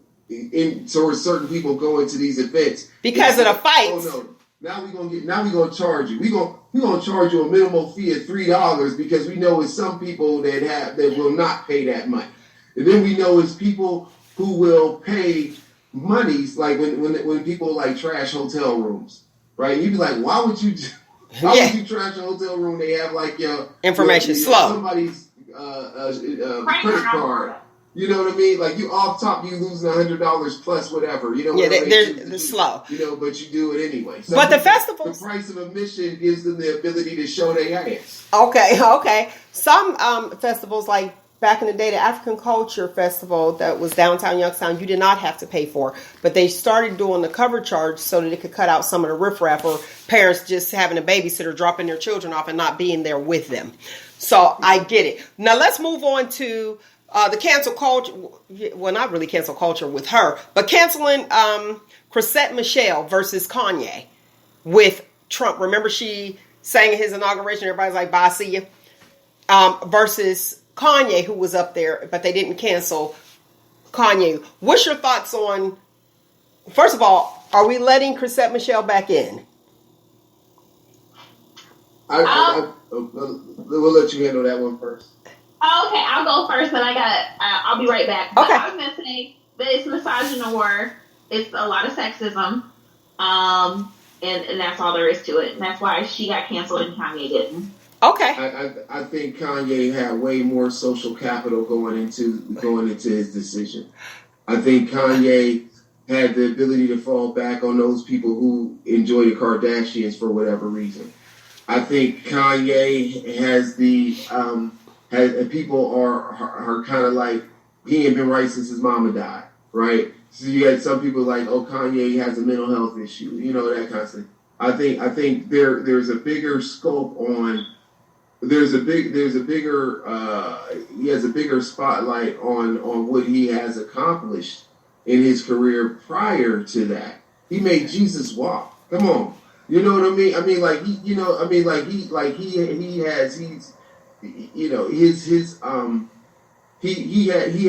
had more social capital than her. To be real, I just think she was in a place where too soon to be. She could be canceled because nobody even hardly knew her. Is that it? Because she's like, I think so. I think she's like neo soul type. I think that could be the case, and that could also be the genre of music too. It could also be the fact that people still want to collaborate with Kanye because he make hits. Uh-huh. It can also be the optics at the time. The optics at the time is that you got this figure that's so polarizing that no one's trying to to the point to where they getting marching bands from colleges and high schools to be at his thing because nobody wanted to take the chance of aligning themselves with him. And you know what I mean? So I mean that wasn't just a black thing, that was a white thing too. You know what I mean? Nobody was aligning themselves with him. So the thing was that it kind of seemed like she was like, well, he's paying me, so I'm doing it. A job. And it's like, it was she viewed it as a job. Other people took it as a statement when you would be like, I mean, because like part of my problem is that I talk to people, they say, well, why wouldn't you vote for him? And I was like, because he's a Republican or whatever. I was like, no, it's because like he's done crazy shit that he's not been held accountable for. You know what I mean? Like he to his own admission, his sexual assault on women. To the finding that he swindled millions of dollars from people who were going to a school to be educated by him. All those particular things. And then at the point of that, she decides to be that person when she doesn't have the social or the social credibility to take that risk. Yeah, that was a risk, and You know, yes, they checked her right off, scratch. Yeah, at least Kanye at the time. After the time, it was like his wife was all over there with Trump as he was pardoning, black people who was unfairly sentenced and all that other stuff. So when you look at those kind of things and the timing and the optics of it and the ability to be able to lose, like, because like my son's a Kanye fan, and it's not like he like Kanye over everything, but the point is that like it's the same thing with like for me and Tom Cruise. I remember people was upset with Tom Cruise when he was jumping up and down on Oprah's couch and all that stuff. Oh, Oprah. Scientology. And I was like, I don't go to see Tom Cruise for spiritual advice or anything like that. I go to Tom Cruise for one thing only: acting. 2.5 hours of kick-ass movie. That's it. You know what I'm saying? That's it. But the things the other things that he were doing, they didn't go against my, when I say go against my value system. I believe a man, a woman, a person has the ability to practice any religion they want to. That's why America was founded. You know what I mean? So who am I to say that he shouldn't do that? Okay. I would be a hypocrite, right? Okay. If yes, you definitely would. Amber, what's your thoughts on Chrisette Michele versus Kanye being accepted back in?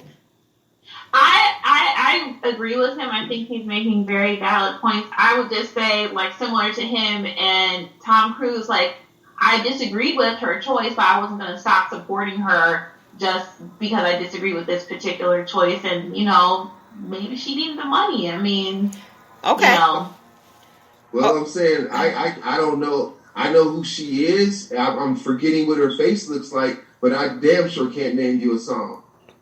I can't remember the song. I can't even do a melody for a song that she had.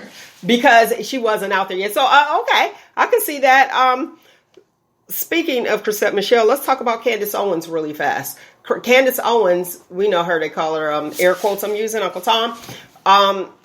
She... Oh, that one. Yeah. Okay, you see? You don't even know her name. That's good. Yeah. At first I thought you were talking about the housewife lady. No. Candace Owens, she put out something about she didn't have the vaccine, the COVID vaccine, and she didn't get sick, and she laid in bed with her husband, the whole nine. And don't quote me on this, guys. Look it up. Whatever she was saying is that she was there and she's never gotten it. Some people felt as though that she was boasting. What's your thoughts on her saying she didn't get the vaccine and she never got COVID and she's traveled, she's never worn a mask or anything like that? Do you think that's just Candace looking for the notoriety, or? I think part of it is that where was she traveling to? Because when everything was going down, no one could go anywhere. Oh, so yeah, now that's a point. So she probably was the only one traveling. Yeah. So what is she saying? I mean, like for example, she may have been a lucky person. And guess what? She probably could have caught it, but didn't have any symptoms. Who knows? We don't know. But we do know Herman Cain went to a rally and his ass dropped dead 2 weeks later from COVID. You know what I'm saying? So I mean, like, so just to say that you were lucky enough not to have been sick does not reduce the fact that you can that it's killing people. I mean, I'm on the flip side of that as far as like, I mean, I probably did everything that I was instructed to do because I thought it made sense. Like, okay, I'm going to stay away from this person, wear a mask here and there. But even with those precautions I took, I did not get it. But when the vaccine was made available to me, I took it. You know what I mean? Because guess what? I can still catch it, but I don't want to be on a respirator. Okay. I'd rather take it and be at home coughing for a week or so than to be in a hospital, don't know if I'm going to live or die, inverted on a respirator. Okay. That's my point of view, but for every person like her, there's almost 700,000 dead Americans, and there's been so many other people hospitalized and disenfranchised and every other eyes from this disease, from this sickness. So I mean, she's lucky. She's the lucky one, because even with her saying that, the president of the United States and Donald Trump one of the most protected men, if not the most protected man on the globe, still got it. Okay, there you have it. Now let's go with this here gas prices. The gas prices has gone up. I'm confused because remember years ago gas was like 98 cents, then it was 103, then maybe like 106, and then it was like, oh, we're in war, the war's going on, that's why the gas prices need to hike. Now we're out of there. War's over for us. Why is the gas prices constantly increasing now? What you got? Basically, I think this is a tactic by Big Oil to ensure that that the Democratic president fails because people feel the pinch in their pocket. This is a response from the pipeline being shut down that they wanted to build, and also this is I believe in conjunction with that, this is a holiday weekend, the last holiday weekend of the year, and gas prices did happen to jump probably about a lot, 17 cents. A lot. Look at me like a lot. When it hits that next dollar, a lot. Mm-hmm. Yeah. But that's my answer. Okay, and what's a tenth of a penny? What's a tenth of a penny? You ever notice that? It'll be like that's the penny. Or was it 9/10 of a penny or something? Like, that's another penny. Like, we're going up. 309, I looked at the regular rates in this area. I was like, wait a minute, what are we doing? We pulled everybody out. So how do you feel about us pulling our soldiers out of Afghanistan? Let me say this. Let me preface it with this. President Trump he started it. He was starting to pull our troops out, and Biden just completed it. And everybody's giving Biden the business. So what's your thoughts on that? They're giving him the business as if he decided this is what we're doing right now, and oh, he's horrible, oh, he's this, but this was in action anyway, prior to him taking over, the seat. Go ahead, Roogle. A lot of people argue that this is something that we should have never done starting 18, 19 years ago. Mm-hmm. So, like, what was it? There was a 9/11. Wasn't that the 9/11 is what started it, right? Yeah, but this, okay. I mean, but they were saying that Afghanistan had nothing to do with that. Like, from what I understand. But the whole thing is that, like, if you are fighting against people who have a will to say, I believe in this cause so much that I'm not even going to see it through to the end because I'm going to strap myself with dynamite and run into a crowd. Mm-hmm. Okay. Well, think about that level of and I shouldn't even say commit because it's insane, But the point is that, like, when you are and they say that people are being that sometimes people get to that point of being radicalized. They would not have been that way if not influenced or forced into a certain type of lifestyle or whatever. But it just feels to me that when you take on something like that what is the level of seeing it through? What's the level? Like, what are you prepared to do to stop what you think is the wrong thing? And I just think like going into this, like the level of casualty that would have taken place to make a shift in that region would never have been achieved through taking the steps of the Geneva Convention, to like preserve life and to negotiate and all that kind of stuff. I just kind of feel like it was just one of those things where it just seems to be like you had to go in there. Like, how are you going to change that situation? I don't know. Okay, you want to add to that, Amber? Yeah, I agree, and it's so funny because my family and I were talking about it the last time we got together, and there was a documentary about the atom bomb and Hiroshima and Nagasaki, and one of the generals at that time wanted to drop 50 atom bombs and I think it was on Hiroshima, and it was just like, okay, talk about excessive. That's a little bit excessive. We just did one, and I do feel like if we have to take it to that kind of level, if, like you said, we would not be honored in Geneva Convention whatsoever. I mean, to actually have an impact, it does seem like it was pointless. It does seem like we didn't need to be there. It wasn't our issue. When you're exiting out of war, it's always going to be messy. People are going to get left behind. And then on top of that, it was kind of like it wasn't a fruitful war. What was the people that packed for what? What was it for? So it's just really kind of sad all around. Yeah, I mean, what did we? I mean, granted, it's just kind of. I mean, and the thing is, I feel bad for those people over there that are really being subject to, like, feeling like I've seen this video and where these people were trying to hold on to landing gear airplanes, hoping to, I don't know, that they were falling off of these airplanes trying to get out. Yeah. Trying to get out of there. You know what I mean? And it kind of it almost makes me feel like, well, damn, should we have left? And if we were going to leave, why did we make this? I guess the thing that people are upset about is, for some reason, we made this arbitrary timeline of when we needed to get out.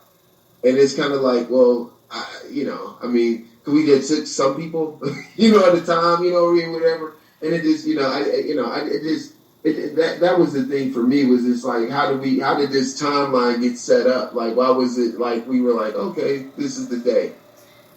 Go ahead. Well, I think that it's because it's about money. And like most wars, it's about resources and wealth. But America has spent a lot of money on this war.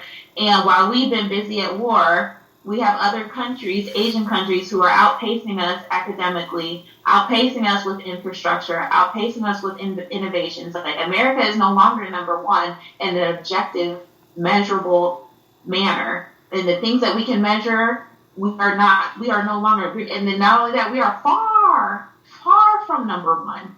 And so I do believe that we, as the culture, as a nation, need to refocus on, building up our country and not trying to be the world police. Okay. All right, moving on to our last topic is Lil Nas X is trending again. And he has a photo out. Roogle, did you see the photo of him being pregnant? This is the Old Town Road young man. I've not seen any of his. I didn't see that devil thing that he did or whatever, the lap dance. I didn't see that one either. Well, now he put out there's a photo of him being pregnant. You know how women take the maternity shoots? You saw it, Amber? And I saw the video. And it has Montero is the Montero album. Video. Yeah, the Montero video. He's putting it out where he's showing that he's pregnant. Now, you have some people that are saying that he's making a mockery. He's going to confuse the children and all that extra stuff. Well, Funky Dineva, which is on a YouTuber, I was listening to his comments, and he was saying that people, I'm paraphrasing, he was pretty much saying that people who say the children is going to influence the children, pretty much like they're full of it. And then he started saying, like Miss Robin Williams with Miss Doubtfire. That was Robin Williams, right? Dressed like Miss Doubtfire.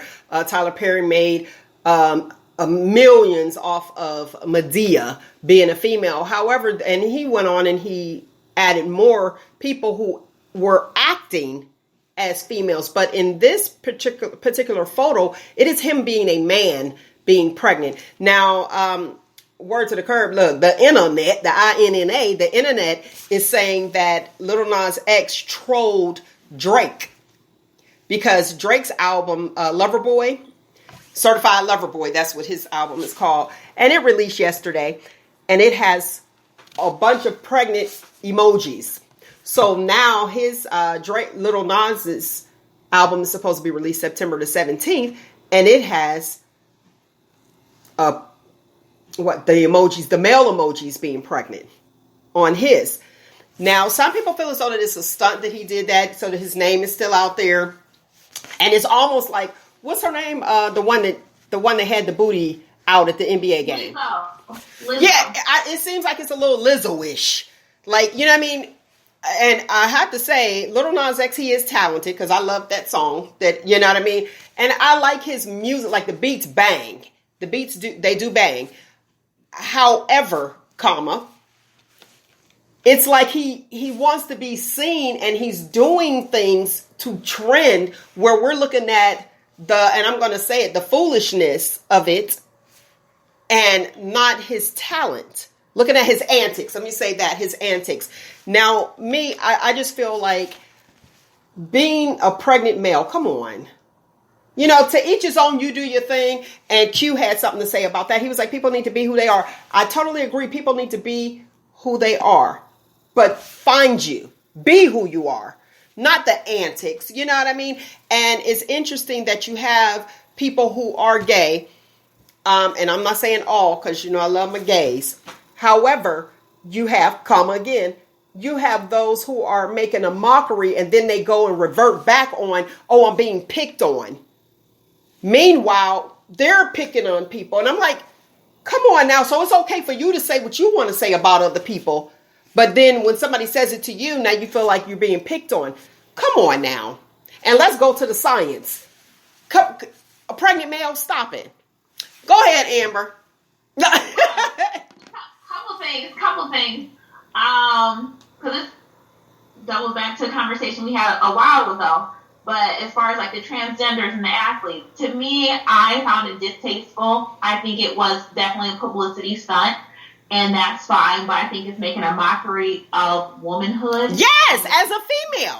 And not only that, but the risk that women assume in giving birth, particularly black women, because he's a black man. It's making a mockery, it's making it a joke. It's something that is already not taken seriously in the black community. Like pregnancy and childbirth and creating another human being is a big deal and should be treated as a big deal. And it's not all in the community. And then on top of that, he's making a joke out of it, as if it's for play, when black women experience the highest mortality rates. Now, that speaks. Would you say, Roogle? Infant mortality rate. Yes. And childbirthing. Okay. And mortality from childbirth as well. Okay, and that's my point. So you feel like people are picking on you when you are actually picking on people. And that's how I feel. And as a female, right, absolutely. Hold on one second. And it's like, we know what we go through, and being a female, but we can't say anything because if we, being female, say something about it, now we're picking on you because you want to go to, because I'm gay. Come on. Well, I think the homophobic label gets tossed, or the transphobic. And I think it is getting to a point where women are banding together. So I don't call me whatever you want to call me. That, this is not okay. And that's when I saw the image. That's what I thought. I was like, oh, okay, so childbirth is a joke to you. And see, and here's the thing. Roogle, you know about white fragility. Mm-hmm. You want to explain what white fragility is to the listening audience? Basically, the for example, to put it in the real terms right now, is all these people going around at school boards talking about, you bet not teach critical race theory. Is it at its heart? So what it is it's pretty much the inability of white people to be able to cope with issues that impact minorities or people that aren't them. Now, with that definition, is it getting ready to be a heterosexual fragility? Is that getting ready to be a thing? I mean, it's already been called into question, and that's crazy. And people say toxic masculinity and different things like that. And it's almost like, okay, I can say what I want, but you can't have a response to it. Only I can. That's not okay. And I'm with you 110%, Amber. I felt like it was a mockery. And I'm like, you will never experience that. Ever. And it's like, and this is what you put out. Go ahead, Roogle. I brought up an article. It said that he posted this pregnancy photo shoot to promote his album. That's what I'm saying. But look at the picture is offensive to me as a mother. As a woman, as a mother, as someone, as a human being who's gone through childbirth, I didn't think that shit was funny. No. I wonder, and I don't listen to his music. The only song I know is Old Town Road, and I didn't really think that was all that great. I just like the beat. That's just my perspective. I haven't heard anything else he's made. Now go ahead. But I just wonder if this photo shoot for his album is tied into that lap dance with the devil. Good question. I think it is. I think he's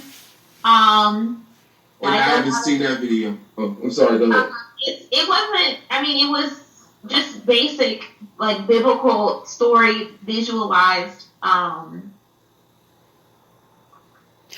think it's normalizing Satanism or occult followings and things like that. But there's a lot of things going on in our society that's trying to normalize everything. Normalize that. Yeah. And make everything cool and everything's okay. And I think that one of our biggest failures as a society is we are removing shame from our culture. You're not supposed to. You're not supposed to feel ashamed of nothing. You can do nothing wrong. Nothing should. You shouldn't make anyone feel ashamed for anything.